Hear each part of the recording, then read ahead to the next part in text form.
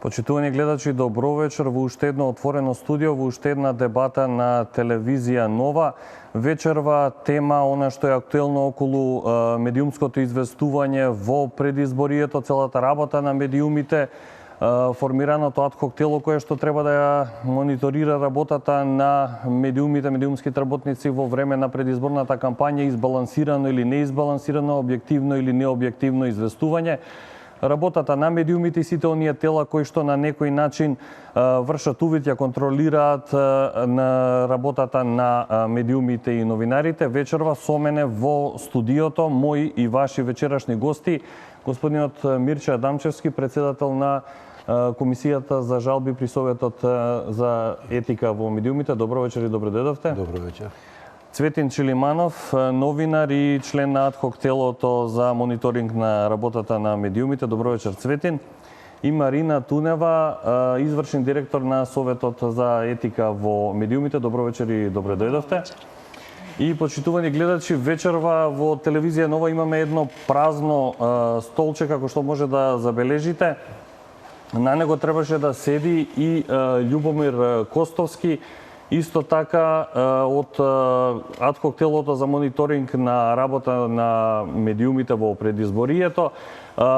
Господинот Костовски ни даде едно помалку чудно образложение дека вечерва нема да може да присуствува на дебатата, нели, со образложение дека ќе присуствувал и на друг медиум, дека немало да може да стигне, иако се работи за снимена дебата таму, меѓутоа се доведува во прашање нели целиот негов кредибилитет, особено бидејќи се работи за човек кој што пред ден-два, односно вчера, иницираше постапка во адхок телото за разгледување на работата на телевизија Нова изминативе денови, односно при посетата на државно-црковната делегација на Република Македонија во Ватикан.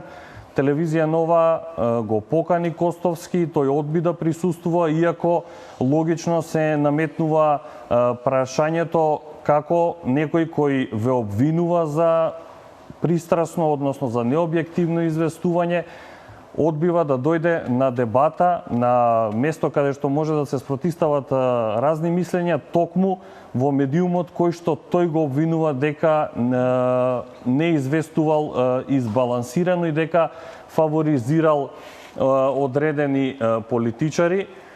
Поставуваме јавно прашање до господинот Костовски, кога, ако не сега дебати, и кога, ако не сега, тој да биде гостин на телевизија Нова, особено имајќи предвид дека и неговата представка до адхок телото дојде помалку изненадувачки, неочекувано, ниту бевме од него информирани, ниту добивме некаков апел од него да внимаваме на некој дел од работата за кој што тој смета дека е потребно, туку информацијата дека треба телевизија Нова да биде под засилен мониторинг се појави на одредени портали кои што важат за блиски до партијата која што го има делегирано токму него во ова адхок тело на медиум за мониторинг на медиумите.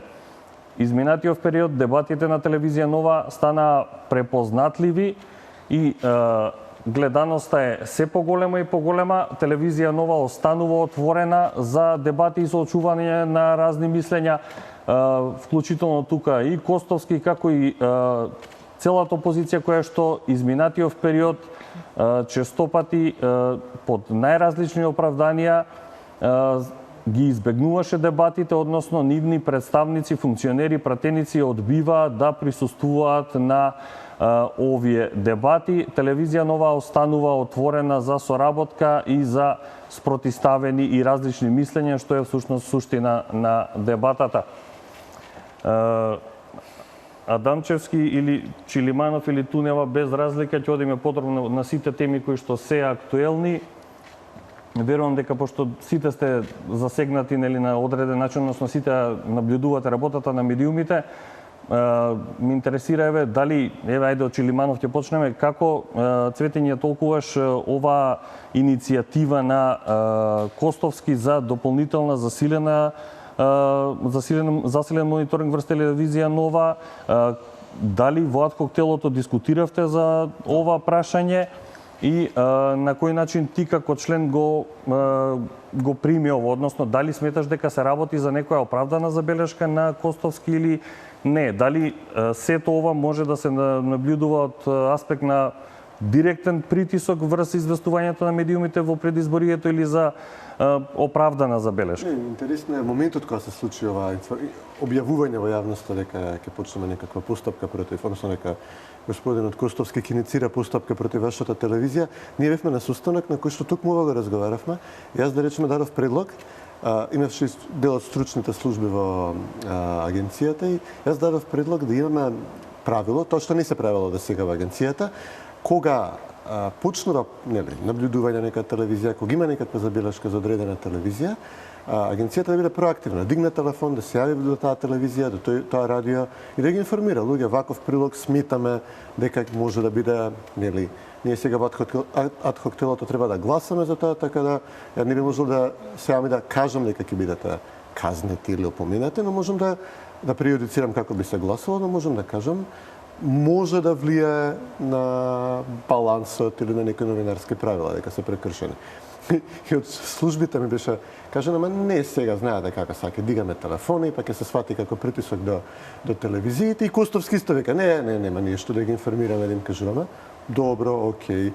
15 минути подоцна отворам на компјутер, гледам дека таа порака која што би можела културно да ви испратиме по телефон, ево плюс инфо објавено, што беше навистина шок за мене. Значи, истото тоа на што се спротивставуваше и он се спротивставуваше да не ви врши на притисок како медиуми, всушност јасно е дека не сака да бидете информирани како ние работиме, дека веројатно му е позгодно ад хок телото да работи тајно подалеку од очите на јавноста, тоа нема да го дозволам, значи ние ќе информираме јавноста за сите непринципиални работи кои што некој ќе ги предложи. Во случајов ова е една од тие работи, мене и нас не е јасно што седиме таму дека телевизија Нова е под ембарго на СДС. Че телевизија Нова не може да обезбеди соодветен број на коментатори, значи функционери, пратеници и така натаму од СДС. Јас не сум видел тука да гостуваат.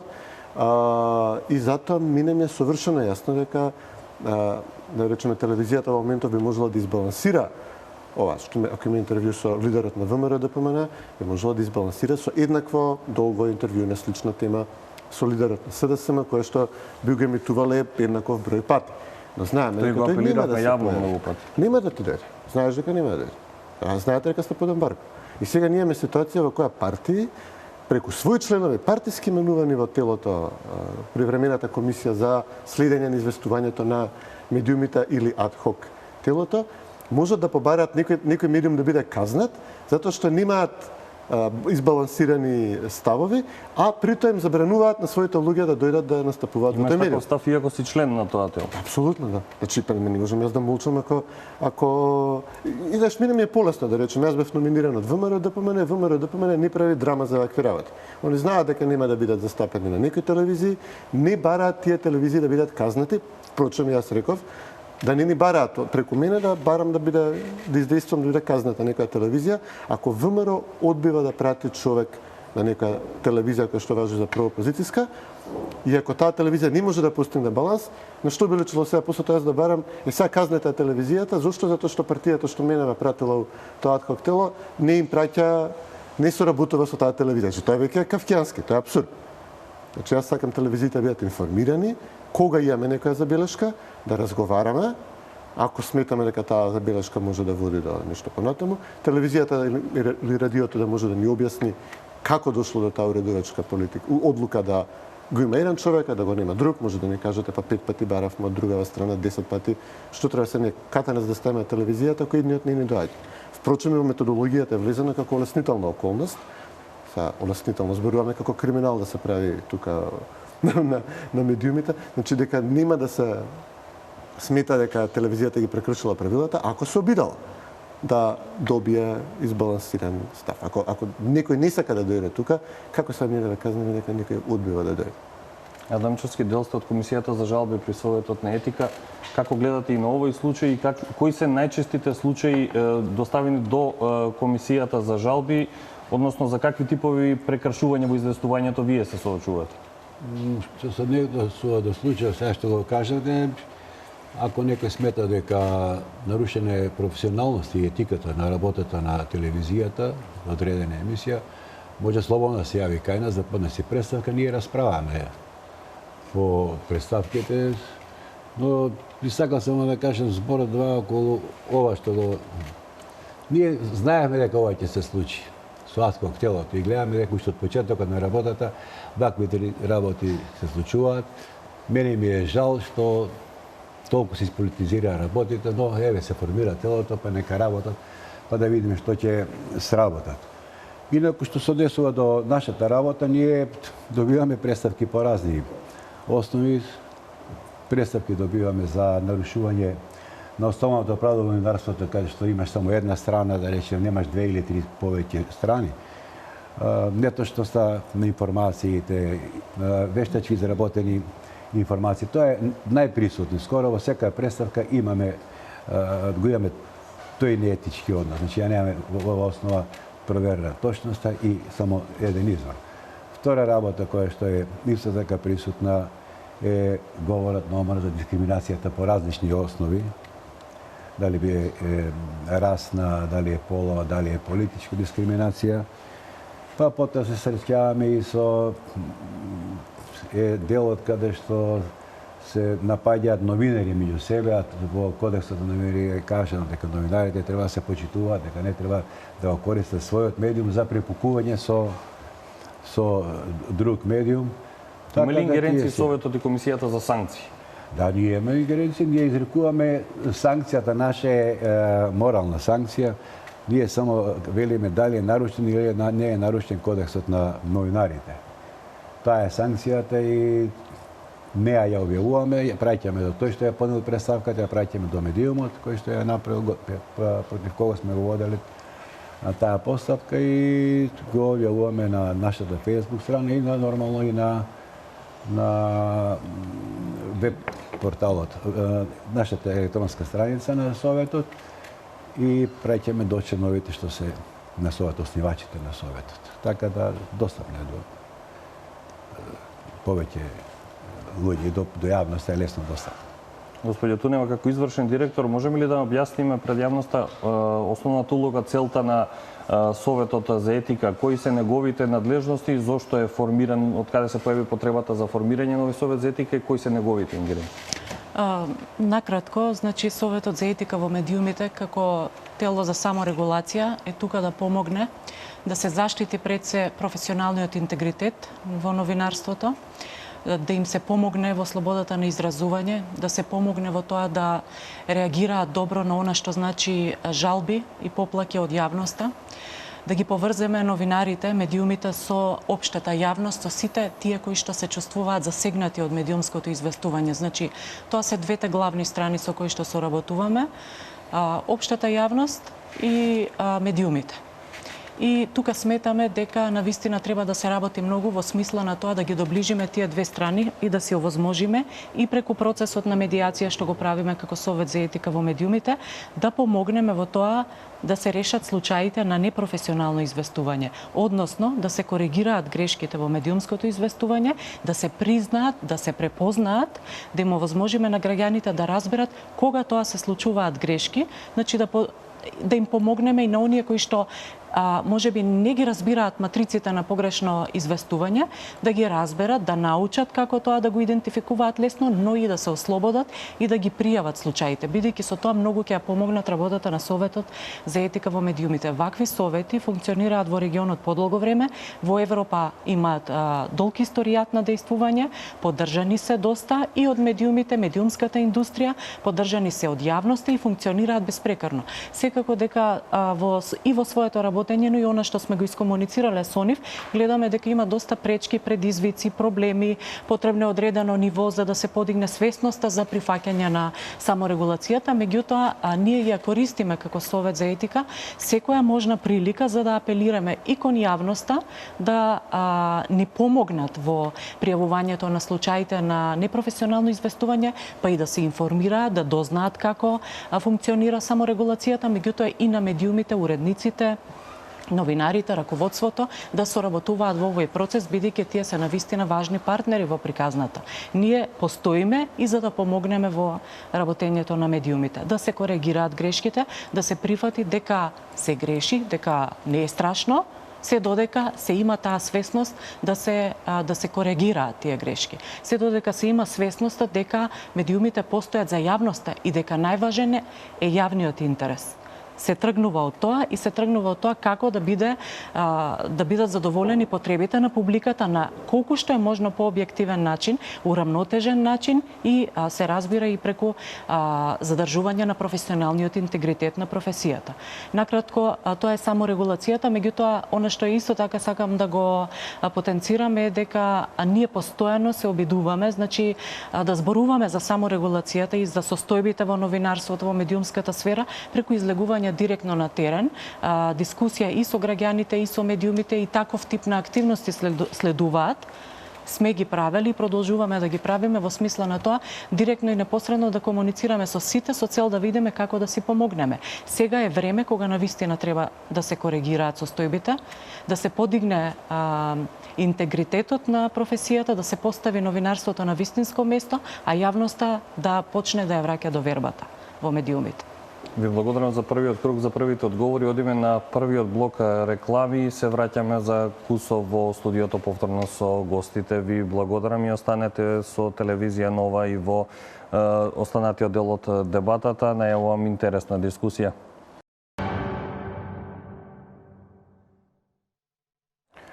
Повторно сме назад во студиото на телевизија Нова со моите и ваши вечерашни гости Чилиманов, Адамчевски и Тунева. Цветин, се враќаме повторно на едно прашање од коктелото. Дали мислиш дека има шанси да се претвори со вакви или слични постапки, ако излезе од контрола, во цензор на медиумите или вистински контролор, кој што ќе дава објективни оценки? Ние во ова веќе година и пол се договара формирање на некакво тело, нешто, начин на регулирање на медиумите. Апсолутно, значи, јас сум дел од асоциацијата МАН, ние високо цениме улогата на само регулаторните тела, како тоа на Адамчевски и на Тунева. И нашето... Мислам дека едно од заложбите на Советот за етика. Што повеќе ще и што овако за нас е подобро. За телото е многу подобро.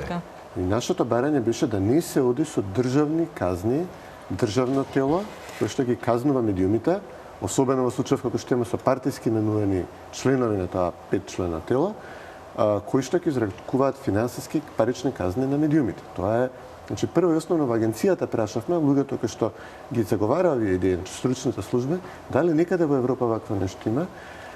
Не постои вакво нешто во САД, апсолутно не постои. Во Европа постоело во Франција и во Италија како идеја за мониторирање на известувањето, но и таму тоа било воведувано во периоди кога медиумите биле под државна контрола, значи кога имала потреба такво нешто, можеби, и не се спроведуваат казни. Значи, ние ќе бидеме единствена држава во Европа во која медиумите можат на ваков начин да бидат казнувани. Ние како новинари бевме свесни за предлозите во тие партиски средби што ги има СДСМ, ВМРО, ДУ и ДП, дека предлогот на СДСМ бил казните се зголема до 50.000 евра, и да се воведе забрана за вршење на новинарска работа на новинар кој што ќе биде посочен како неприфатлив, некомпетентен, непрофесионален од 3 до 6 месеци. Значи, исклучително тврди, исклучително цензорски барања биле поднесени од страна на опозицијската партија, на која медиумите се виновни затоа што рейтингот е таков каков што е. Како асоциација ние се спротивставивме, видовме дека во тие разговори ВМРО ДПМН жестоко се спротивстави на тие предлози. Ова сега што го добивме е таа идејата, но скратени се роковите, например, ние можеме во 10 циклуси во рок од 100 дена да разгледуваме.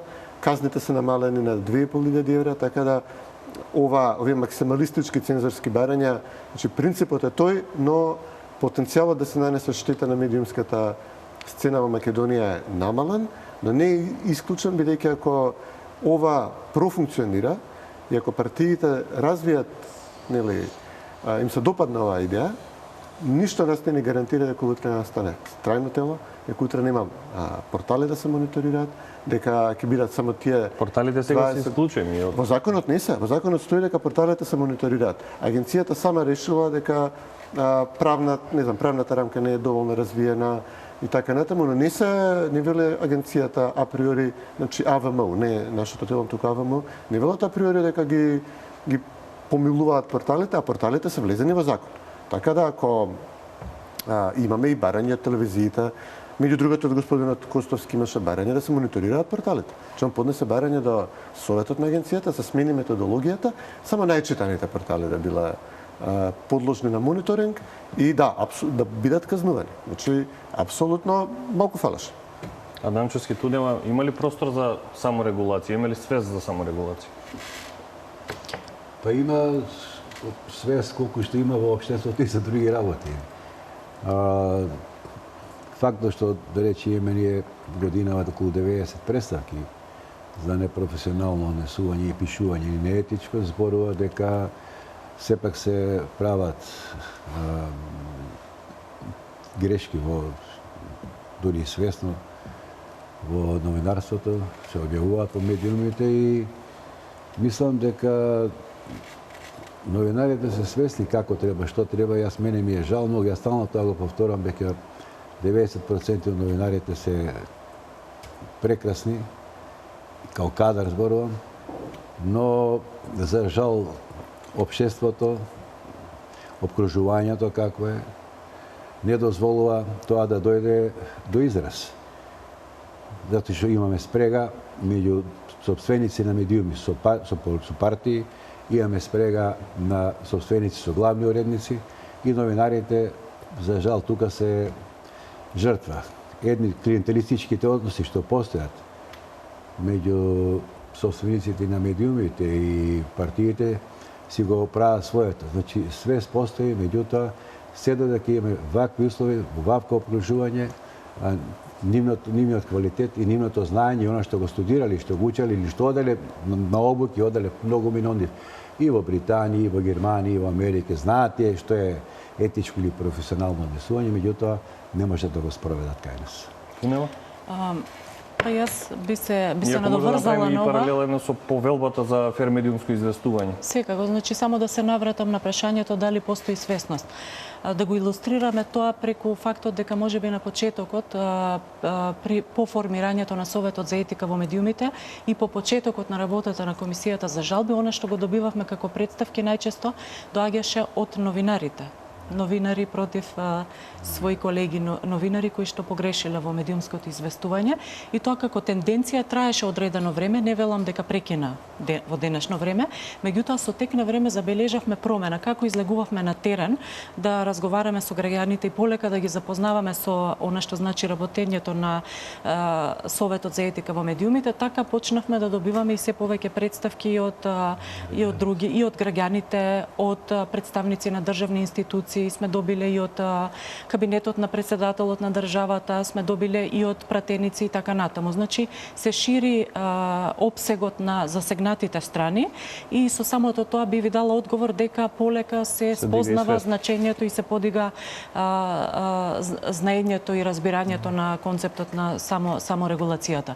Инаку се согласувам со она што го вели господинот Адамчевски дека и новинарите функционираат во малку незавидни услови, малку повеќе незавидни услови и она што го забележуваме е дека некако на почетокот барем така беше една одредена скептичност во однос на функционирањето на саморегулацијата во смисла дека тоа е нешто што треба да биде оставено за подобри времиња. Секако дека во сферата на медиумите потребни се доста промени, потребни се реформи, сме се залагале за тие реформи и самите како Совет за етика сме се приклучувале на тие иницијативи. Меѓутоа, саморегулацијата не е нешто што треба да биде оставено за подобри времиња. Тоа е нешто што треба да функционира паралелно со сите овие работи, со сите промени, со сите чекори иницијативи за подобрување на состојбите, треба да се работи на тоа и да се разбира и прифати значењето на саморегулацијата. Дури и доколку постои разбирање дека дека саморегулацијата некаде во светот функционира, во Европа, во развиените демократски општества, сепак она што го забележуваме како тенденција е да забележуваме отпор од раководството на медиумите, од уредниците, да не ги прифатат одлуките, односно она што условно го нарекуваме морална санкција, што ја изрекува Комисијата за жалби. Значи, во ред доколку биде посочено кон некој друг медиум и се забележи и се утврди дека постои грешка, но не и кон нас самите, не доколку ние водиме некој медиум. Значи, мора тука да настанат промени, да не постои тој отпор и постојано повикуваме и јасно ни е дека и тука ќе треба одредено време за да се стекнат тие навики дека таквите морални санкции треба да бидат прифатени, да бидат отворени вратите за саморегулацијата и да се дискутира за овие состојби. Многу пати сме зборувале, не е ова нешто што ние се обидуваме само фиктивно да го пласираме како идеја. Разговараме, сме организирале средби, ќе продолжиме дебати, дискусии, конференции и така натаму со различни видови на заложби, го правиме тоа да се разбере и не само хипотетички да се осознае дека саморегулацијата може да функционира, но некаде и во некои подобри времења. Ние не се согласуваме со тоа, бидејќи сметаме дека сега е вистинското време да се прифати како идеја, како начин на работење и така ќе придонесеме заедно, се разбира во координација со други актери, да ги подобриме состојбите во новинарството. Сега е редно, бидејќи јавноста одамна има изгубено довербата во медиумите и мора да се работи на тоа. И ние секако мора да работиме на тоа да ги привлечеме граѓаните и да им помогнеме да почнат да веруваат во медиумите. Од ова што го велите, дали можеме да заклучиме дека се почитува или не се почитува на повелба за фер медиумско Што се однесува, за повелбата за етичко известување за време на избори, тоа повеќе јас пак ќе се навратам и кон она што го реков за време на потпишувањето на повелбата, што се случи во февруари годинава, кога навистина голем број на медиуми формално ја потпишаа како документ. Значи, тоа беше еден символ на заложбите да бидеме професионални во работењето. Значи, постои кодекс на новинарите, постои декларација на принципи на Меѓународната федерација на новинари според која што работи Комисијата за жалби. Постојат бројни документи и кодекси за етика кои што ние ги разгледуваме, следиме и правиме компарација со она што е нашиот кодекс или нашата етичка рамка. Повелбата повеќе значи беше символ на тоа заедничко обединување, да се видат јасно тие заложби дека медиумите сметаат дека навистина професионално треба да се работи. Значи, не е доволно само да се констатира континуирано, постојано дека има проблем во новинарството, без да се преземат мерки да бидат коригирани состојбите. И потпишувањето на повелбата дојде токму во една таква фаза, кога сметавме дека најнапред најважни се самите медиуми. Медиумската заедница е таа која што е најважна. И тие треба да покажат јасно и гласно дека се за професионално работење. И токму така и гледавме на тоа потпишување на повелбата. Ние и во таа фаза ниту сега не можеме да гарантираме дека ќе се следи како документ. Ние може да изработиме книги за студенти и да им ги дадеме на студентите да читаат, но не сме гаранти дека ќе научат се што има во таа книга. Можам најпрофесионален учебник за новинарство да составам, меѓутоа не можам да гарантирам дека студентите ќе го научат сето тоа што е внатре и дека ќе го спроведат знаењето во пракса. Но сакавме символично да се направи нешто, збир на принципи кои што на сите им се познати и да видиме дали ќе се следат. Праксата покажа дека не се следат. Веднаш по потпишувањето на документот имаше медиуми кои што ја прекршија повелбата за етичко известување. Ние рековме ќе разговараме со нив, ќе ги опоменеме на некој начин, апелиравме и до јавноста да реагира. Тоа е јавен документ кој што е ставен на веб страницата, дистрибуиран на различни места, на повеќе веб страници исто така, со цел и граѓаните да може да споредуваат. Значи, збир на јасни правила на игра, од кои што може да се види дали тоа е имплементирано во новинарската сторија. Лесно да проверат и самите и да ни помогнат, бидејќи ние како Совет за етика не можеме се да следиме. Чилиманов и Адамчевски, сметате ли дека постои преклопување во некои ингеренции на Советот за етика и адхок телото, особено овој период нели на предизборија кога и вие ќе бидете акти? Ја ќе бев најсреќен да нема адхок тело, да се оди преку Советот за етика. Реалноста е таква дека немаше да имаме избори, немаше да има политички договор ако останеше така. Затоа ги правиме овие жестоки прекршувања на Уставот кој што гарантира слобода на изразување, која што во моментов еве ние сега како адхок тело треба да дозираме, да мериме на лажичка, да ви со линир, со шублер, да видиме кој колку минути, секунди на кого треба да му отстапи, под кој агол дури треба камерата да биде монтирана и каков бил тонот на гласот на новинарот. Значи ова не измислувам, ова навистина е содржано во методологијата која што е усвоена во Агенцијата за медиум. Значи ние ќе можеме да донесеме оценки со кои што може да се казне некој медиум ако тонот на гласот на новинарот не ни се допаѓа на нас во адхок телото. Ако сметаме дека И тоа го има во методологијата. И тоа го има во методологијата. Ако аголот со кој што камерата снима настан не е бил правичен кон, не знам, друга партија, бидејќи ако една партија извадила 50.000 луѓе, другата извадила 100.000, партијата со 50.000 луѓе ќе може да се жали дека може, не знам нашето толку излезе помалце. Знаете како се расправаат, ки искочат 10.000 луѓе тврдат дека се 100.000. Че ќе имаме буквално такви ситуации во кои што ќе треба вие само вие имате дронови, ќе треба само дрон да ги покривате митинзите и тоа од иста точка па може да сниста улица се соберат па да изгледа дека е правично. Значи има тотално небулозни работи внесени во таа агенција, за кои што сега се бара ние партиски именувани лица да ги судиме. Значи тоа е апсолутно, значи јас навистина векам. Зашто се напатите, Чилиманов? Ако не сакате партиски да бидете, не треба да се напаѓате. Гледам, интимно сте против сето тоа, така? Апсолутно да. Па зашто припатите да бидете во адхок тело? Затоа што ќе беше некој друг што нема проблем со казнување на медиуми. Оставите му на некој друг. Затоа што ќе беше некој друг што сака да казнува. Во совеста, конфликт во вашата совест. Апсолутно не. Чест ќе ви информирам за сите обиди за воведување цензура и за замолчување на медиуми.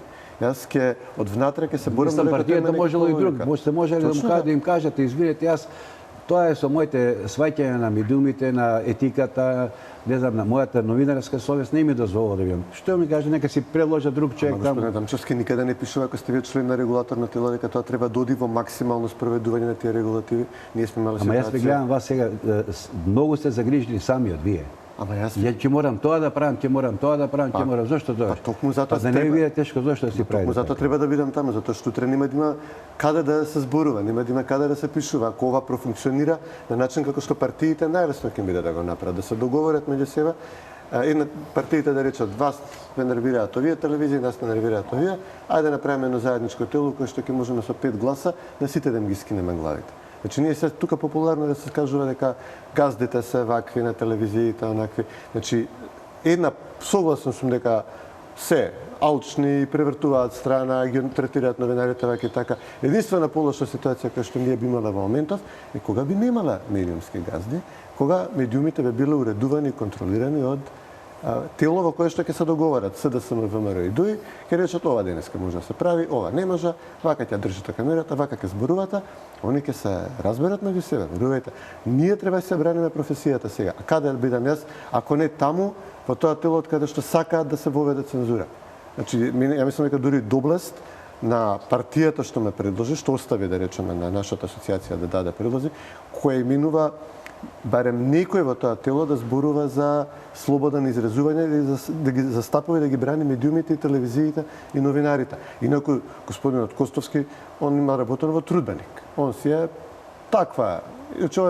Да не зборувам, значи негово одсуство, истото му го кажав и утринава на една друга дебата која што се емитува, така да тоа се неговите погледи, нема проблем со тоа, нема му е окей. Мислам дека партиите можат да кажуваат на телевизиите што да прават, дека телевизиите треба да... Јас не се согласувам.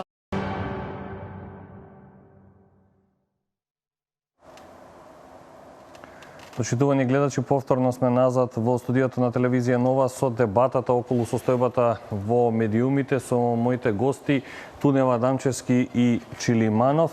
Застанавме, ми се чини околу недел дали има преклопување во однос на Советот. Мислам дека нема простор за да зборуваме за преклопување, затоа што Ние на никаков начин не сме вклучени во таа работа и луѓето си имаат одредена ситуација таму, си имаат одредена методологија, си имаат тело формирано и тие ќе си го работат тоа што го работат.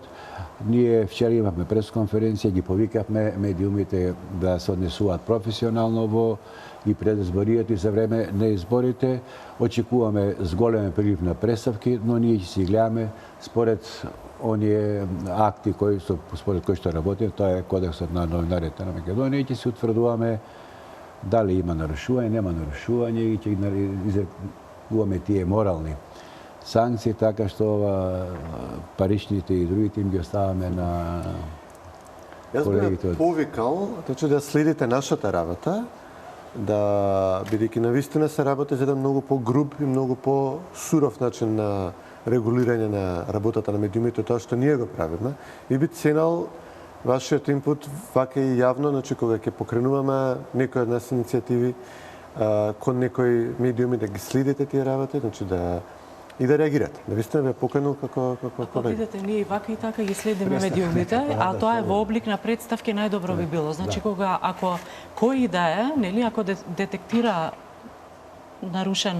нарушени стандарди во известувањето, може да прати слободна представка до Советот за етика. Тоа се нашите надлежности. Значи, ние ги следиме медиумите. Реков, не сме во можност да следиме се, но ако и како колеги, ако нешто забележите случај на погрешно известување, секако дека представките се добре дојдени. Другиот дел, бидејќи навистина вие, јас, како што кажеш, навистина го преферирам вашиот пристап кон регулирање на медиумите. Само регулација со критики меѓу професионалната фела. Ова што ние го правиме или нели можеме да почнеме да го правиме е навистина многу по цензорски начин на пристапување. Имате закон, Чиманов, има закон, и законот мора да се спроведува, а агенцијата е таа која што го спроведува, а во законот се пропишени. Да не постоеше законот, можеби веројатно ќе имаше само регулаторно за сите медиуми. Не, ова е изнудено решение. Значи, ова се изнудено решение. Не, баш за адхок телото, него зборувам воопшто. И плюс тоа, знаете и вие, дека тие одговорноста на аудиовизуалните медиуми е многу поголема, затоа што тие имаат лиценци, лиценци се сметаат како некое добро државно кое што им е дадено, и тие мора да почитуваат одредени правила. Тоа е не само кај нас, така и во Србија, во Хрватска, и во Моќта е поголема, и моќта и влијанието во республика е поголемо. Тоа заради тоа. Нема ситуација во која што една партија, да речеме, бара осуда на медиум за небалансираност, а при тоа не соработува со тие медиуми. Ја дури други како би рекавте Костовски го посоветувате со партија Костовски? Се ги минуваме од партија. И представката му е во одбрана на неговиот партиски лидер. Ако вие нешто кажете, ќе ве рече дека сте една партија бара. Точно да, јас реков. Не зборувате, вие самиот рековте преска. Јас сум персона, личност, јас сум личност, ја мојот став е ваков и ваков, јас за тоа ќе се борам. Така да тоа што сте поставени од партија, тоа е лошото во целата ситуација. Значи не можеше некој друг модус да се најде, да се формира тоа тело. И тоа е петното кое што ќе го обележи работата на вашата тело. Со тоа што нели една партија бара казнување, друга партија не бара. Не ме интересира. Тоа е полесно. Ова не е арена за борба на политичките партии. Во новинарството нема простор за политички влијанија. Ние тргнавме од тоа дека базичен предуслов, базична одредба во Кодексот на новинарите да нема мешање на новинарството, професијата со политички влијанија. Ако тргнеме од тука, сосема јасно дека нема простор за да се дозволи таква арена за да има судир на тие политички влијанија. Како јавноста ќе верува во новинарството? Како ќе ја вратиме довербата? Ако се знае дека одлуките, постапките, процедурите, процесот се мотивирани од или се под притисок на тие политички влијанија.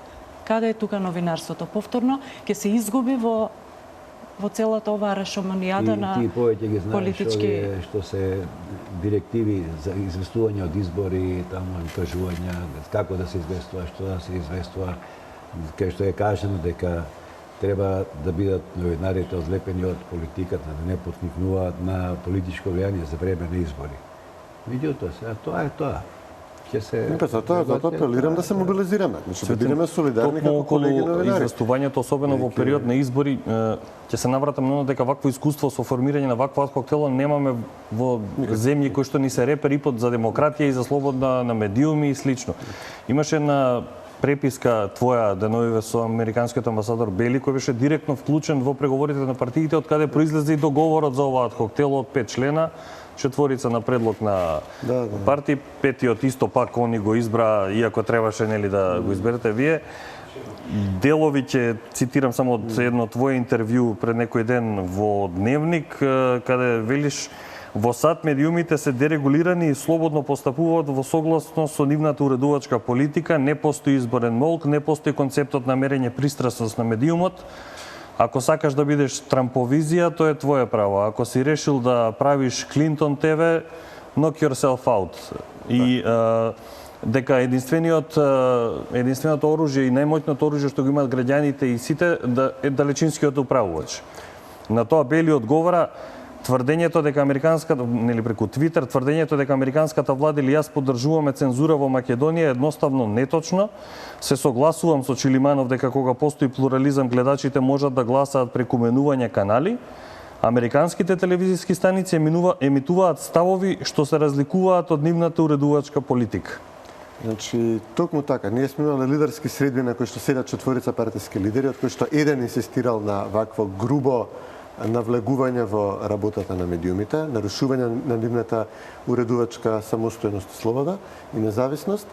Партијата која што мене ме предложува тело за нејзина доблест, досега принципиелно го бранала ставот дека не треба државно тело да изрекува казни за ваков вид на прекршоци. Камерата како е поставена, како се известува, неизбалансирано за услови кога не можете да постигнете балансирано, зашто не ви дозволуваат. Значи, но знаете, мојот аргумент беше дека немаме никаква гаранција дека овие партиски лидери ќе останат. Еден влијателен лидер до сега ја бранал слободата на новинарството, на изразувањето. Немаме гаранција дека тоа ќе биде ситуација понатаму. Ние правиме страшен преседан. И токму затоа апелирав до амбасадорот Бели, кој што доаѓа од држава во која што први би требала, значи, првиот амандман на Уставот во САД е слобода на изразување. Он свесен е дека, значи, не постои изборен молк во САД пред избори, не постојат никакви правила колку ќе посветите внимание на кој политичар, и нели аргументот негов е дека во Македонија нема плурализам. Тоа не е точно. Ние имаме телевизии кои што известуваат за се. Значи, секој наш граѓанин може апсолутно да се информира за се што го интересира на далечински, преку неговиот далечински управач, преку неговиот телевизор. А зошто би морал да едно? А зошто мора да едно место? Значи, реалноста треба да ја доживее, да ја свати и разбере преку тоа што 15-20 медиуми треба да следи, бидејќи секаде е селективно. Бидејќи секаде само извадоци има од реалноста која што не ја представува целокупната реалност. Два би била доволни, а тоа не е толку тешко, два пати да добиеме представа за целокупното, за она што е важно. Па би било, ако сака да посвети време да изгледа, ударниот дел од вестите се половина. Самите да си го прават мозаикот. Па зашто да не мислам, не е ништо тешко. Елементи од онаму каде што многу често се случува тие приказни да бидат сосема спротивни една на друга или селективни. Не се толку нежни сега нашите гледачи, ние да ги збунуваме или не бараме нив да излезат сега до чешма или до сред село па да чујат што е веста, си седат дома, си гледаат телевизија. Колку е тоа тешко да промениш тој Цитал на Канал 5, на Алфа, на Телма, на 24 вести, на Алсат, на Нова, на 21, на Шења, мислам, од еден до друг до трет канал, доколку имаат таков интерес и се интересираат за политичките збеднувања. Не бараме од нив нешто. Доколку мислиш дека некој те информира необјективно или дека се обидува да ти влијае со неточна информација? Имате интернет, имате вестници, значи ние навистина имаме селективно представување на реалноста, тоа е проблем кај нас. Селективно представување, селективно и пристрасно, апсолутно пристрасно. Имате еден дел на медиуми кои што каде што дури печатните и граматичките грешки се идентични поради тоа што се преземени од еден центар и тоа отсликано во повеќе медиуми. Имате еден дел на медиуми каде што реалноста е друга и така натаму. Во такви услови, ако гледачот, слушателот или читателот не е збунет, јас не знам во какви услови. Значи тој сам треба да си ја создава, дека му се сервира иста информација во различни пакувања. Значи токму тоа го велев дека самиот треба од разни парчиња извадоци од реалноста да си состави една своја слика, што до некоја мерка може и да биде пристојно. Меѓутоа, ова што се случува во медиумите е апсолутно непристојно. Непристојно поради тоа што имаме селективно представување на вистината, извадоци кои што не ја даваат севкупната слика. Не ги подценувате Не може гледачите. еден настан, јас не ги подценувам гледачите. Не ги подценувам гледачите. Јас зборувам за состојбите во новинарството и во медиумите.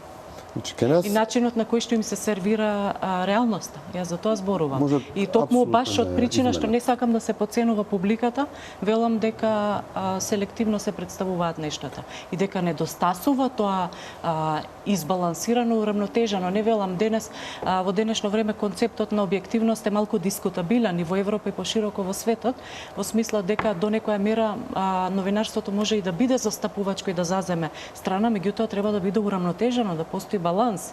Значи, ако одам на терен и следам што се случува со на даден настан, јас треба да ги извлечам главните елементи, а не само оние кои што се во согласност со нечии политички бизнис интереси и така натаму.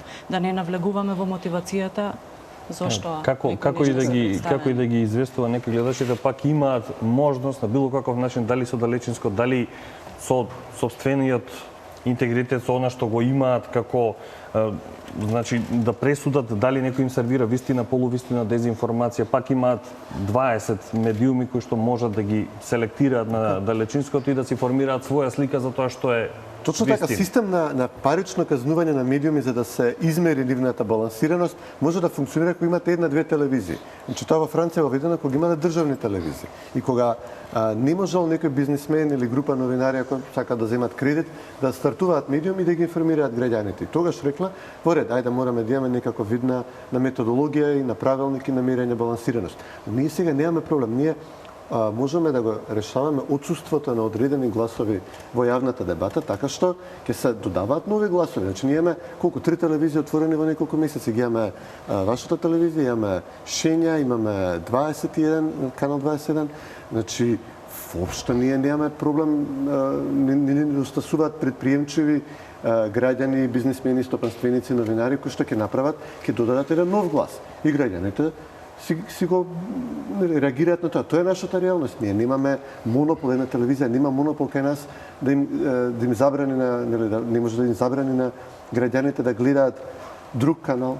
Како можеме ние казнеме сега една телевизија затоа што кажува својата вистина, својата верзија на настаните, кога таа не им забранува на другите да отворат, да имаат телевизија буквално за едно-две кликнувања се работи да видиш некој друг став. И сега ние треба да ја казнеме, че не е пластично да кажем, ние имаме ситуација во која човек се отворил бурекджилница, ние сега доаѓаме како државна инспекција, викаме немаме, ти мораш и пица да продаваш. Викаме чекај, муштери, луѓето сакаат да видат одреден вид на производ кај мене, навикнати се, доаѓаат со години, јас им сервирам бурек. Па не, еве барем пица бурек правим, ама чек имате пицерија 50 метри подоле може да купат пица, кој сака парче пица или цела пица може да купи подоле. Не, ти тука во овој локал мора да нудиш и бурек и пица. Инаку ќе ве казниме 2000 евра, 3000 евра, 5000 евра. Значи ние во таква ситуација сме сега.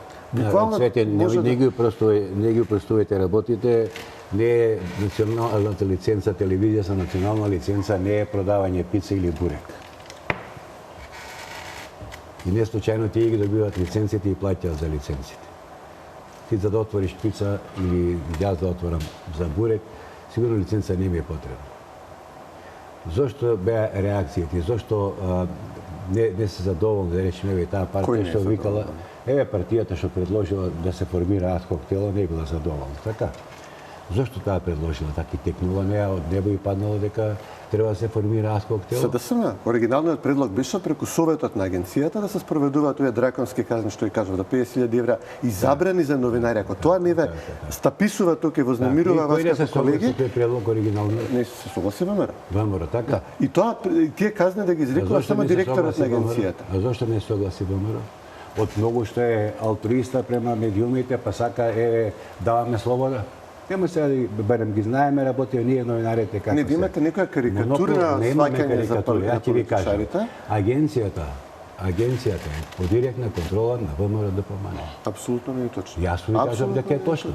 Че Може би директорот работи им е последниот ВМРО, месец, два се молам. Членовите на Советот се Кој е избирани од директорот? лево и десно. Од каде е директорот? Од ВМРО ДПМН, Директор, членовите па тој е главниот. Членовите на Видете Советот ли се вие избирани законот какви од разни ингеренциите опции, се какви во на разни директор. периоди се избирани, додека за стручните служби, начинот на кој што знаете ли кои постапуваат се и размислуваат, јас предлагачи можам да ви таму? кажам дека во голема мирка ставовите нивни се поклопуваат со ставовите на СДСМ.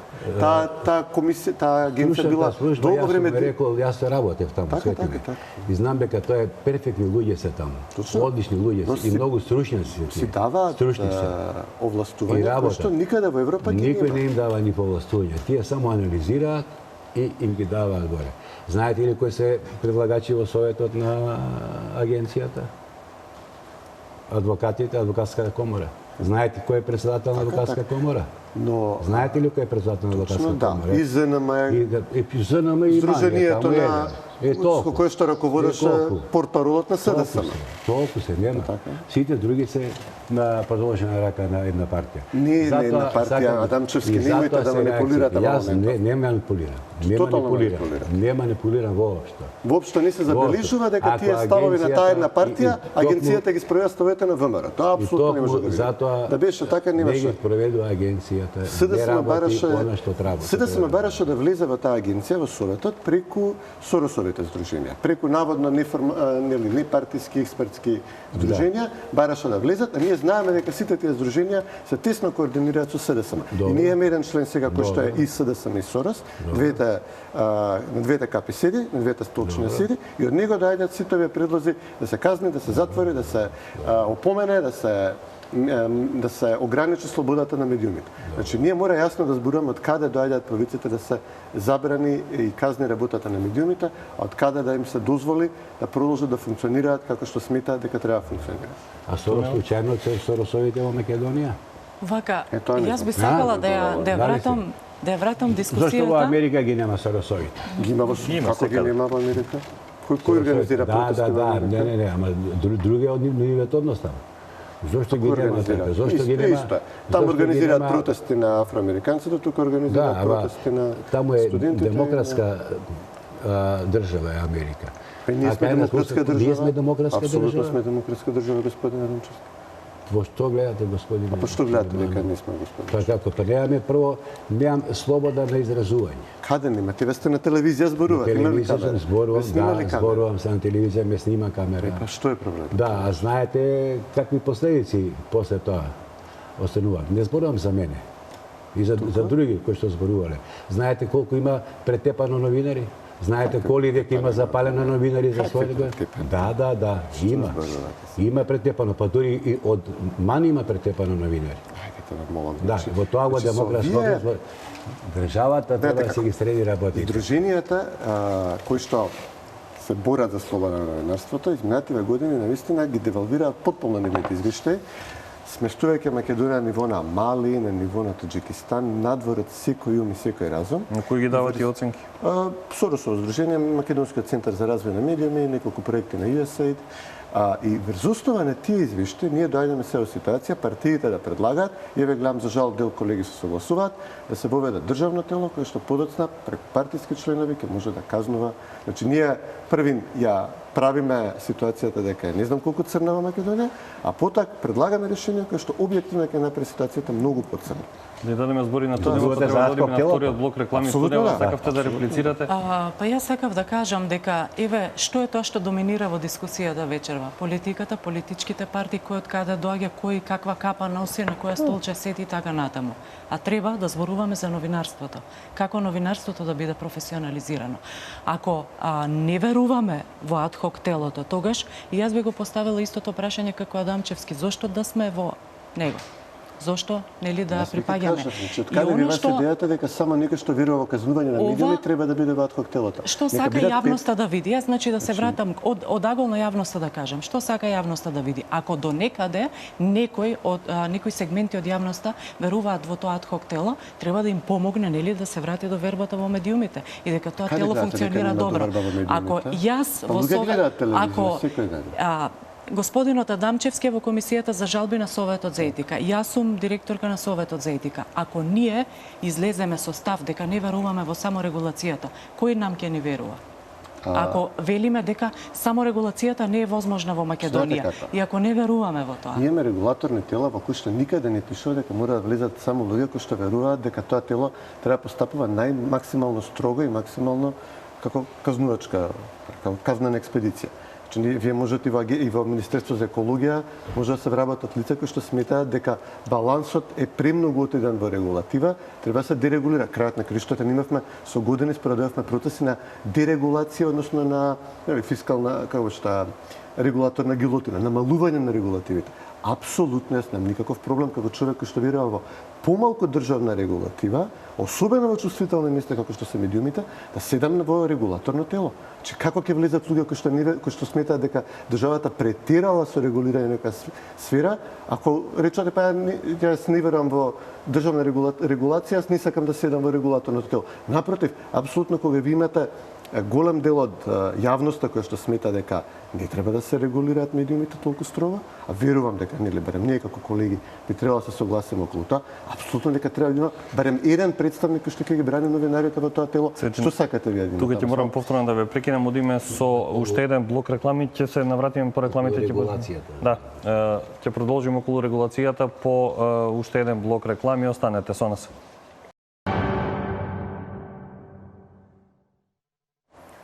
Почитувани гледачи, повторно сме назад за финишот од оваа дебата. Господинот Чилиманов мораше да не напушти порано поради работните обврски. Остануваме последниве 5-6 минути со Адамчевски и со Тунева. Господин Адамчевски, сакавте да кажете нешто околу регулацијата пред рекламите и би сакал и од двајцата да чујам и ваши размислувања за решението со кое што е опфатен јавниот сервис Македонската телевизија. Сака да кажам околу регулаторните тела, жал ми што тука не е, се што замина Чилиманов. Мораше работните обврски да знам, меѓутоа нека отвори страничката на Овком, ќе види таму дека британската регулаторна агенција какви драстични казни изрекува. Така што кога станува збор за телевизиите, тие кои што добиваат лиценци или од други права, кои што им ги дава државата, тие мора да бидат регулирани со закон и да го почитуваат закон. Во демократски општества сето тоа се почитува. Во општество као што е нашево, работите не одат како што треба. Тоа ми е поентата и затоа требаше да се направи она што се залагав јас, да речеме и други, за реформа медиумите. Меѓутоа, потом еве ги ветуваат тие што ќе победат на изборите, дека ќе направат реформа, па да видиме како ќе биде. А што се однесува до јавниот сервис, ја многу не сум среќен со тоа што го направија 3 месеци, да речеме сега да има директор на уредот на информативната агенција, но секое решение веројатно ќе придонесе нешто и таму треба длабока реформа да се направи, треба еднаш за секојаш политика да ги тргне рацете. Не е проблемот од сега, проблемот е стар 20 и повеќе години, да си ги тргне политиката рацете од јавниот сервис и вакви речеме предизборни кампањи, платени кампањи предизборни, платена политичка програма, сето да си оди на јавниот сервис бесплатно, а другите медиуми да си работат комерцијално, онака како што и ги нарекуваат комерцијални медиуми. И мислам, ако се слее во јавниот сервис, тоа не ќе можат партиите премногу да си префрлат едни со други, ти на оваа телевизија и тја на онаа телевизија, него јавниот сервис ќе си биде задолжен, затоа што во крајна линија тој јавен сервис, тој мене треба за изборите да ме информира, затоа што јас сум тој што плаќа за сервис. Не може тој да заземе само една страна. Така што, меѓутоа и тука е потребна реформа. Јас апсолутно се согласувам со тоа дека политиката треба да ги тргне рацете од јавниот радиодифузен сервис, особено што тој треба да биде пример сега во предизборниот и изборниот период. Се надевам дека нештата ќе профункционираат во смисла на тоа дека од наша гол дека ќе почне да функционира, дека ќе се следат етичките правила и насоки, и неодамна беше усвоен и таков документ, етички насоки со помош на и поддршка од BBC и преку британска амбасада, па имавме можност да учествуваме и во работната група за да придонесеме кон тоа да се изработат тие правила кои што во такви околности, значи во услови на избори, треба да ги следи јавниот радиодифузен сервис. Се надеваме дека тоа нема да остане само што се вели слово на хартија, туку ќе се ефектуира и во пракса ќе се имплементираат стандардите и правилата кои што се во согласност и со меѓународните препораки за улогата на јавниот радиодифузен сервис. Оттаму имало заложби кога се усвојувале тие насоки, дури јавно било кажано дека ќе се применуваат. Исто така не знам докаде се работите околу досредување на кодексот. Знам дека тука беше закочена работата малку во смисла требаше да се досреди како документ. Здруженијата и ние учествувавме исто така во тој процес, дадовме сугестии како да се среди етичкиот кодекс на јавниот радиодифузен сервис и навистина очекувам дека тој процес сега веќе е при крај или ќе се комплетира за многу кратко време од сега, за да, како што реков и на почетокот, македонската радиотелевизија биде пример во целиот овој процес на професионално известување. Ви благодарам и на двајцата што вечерва одвоивте време да бидете наши гости. Се надевам дека вакви дебати одат во прилог на што пообјективно, пореално известување за будење на свеста кај сите наши колеги за начинот на кој што треба да се функционира и искрено се надевам на може би ќе звучи поинаку нешто помалку представки до комисијата за жалби за наши колеги и се надевам дека Советот за етика во медиумите и натаму ќе ја игра улогата која што ја има значајна во општеството. Ви благодарам уште еднаш, му благодарам и на Чилиманов од Адхок телото за медиуми кој што беше со нас во изминатиот час, кој што ги искажа своите видувања за мониторирањето на медиумите, особено во предизборниот период. На крајот уште еднаш потенцираме дека телевизија Нова останува отворена за дебатни емисии од секаков вид и за различни мислења на сите учесници во општественото, во политичкото живење во Република Македонија, како во однос на политичките партии, така и во однос на овие тела кои што се задолжени да не мониторираат токму нас. Повторно ќе споменам и на крајот од оваа дебата беше повикан и господинот Костовски од Адхок телото за медиуми, но одлучи да не се појави во студиото на телевизија Нова. Тоа беше се од вечерашнава дебата, почитувани гледачи. Следуваат најновите информации во вестите во 22 околу она авионска несреќа во близина на Велес со живи линковски јавувања од нашите колеги и во студиото со вас ќе биде колешката Анита Петровска Рајковиќ. Ви благодарам уште еднаш.